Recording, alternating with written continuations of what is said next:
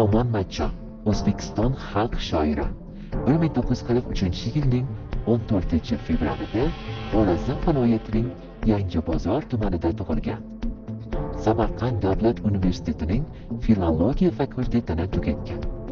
1969-1985 G'afur-G'ulom nomidagi adabiyot va san'at nashriyotida muharrir, bo'lim mudiri bo'lib ishlagan.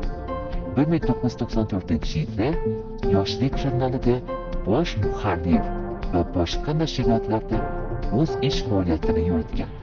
O'zbekiston xalq shoiri Omon Matchonning 1965-yildan boshlab she'rlari e'lon qilina boshlagan. Kuz yoysa ham yo'llarda xazon, qor qo'nsa ham borliqni butun, u bilan kelib o'tsa ham hamdon, eshigingdan o'taman bir kun. Sochlaringga tushsa ham oq, peshonangni bossa ham ajab, kulganda ham gavdangni titroq, eshigingdan o'taman bir kun.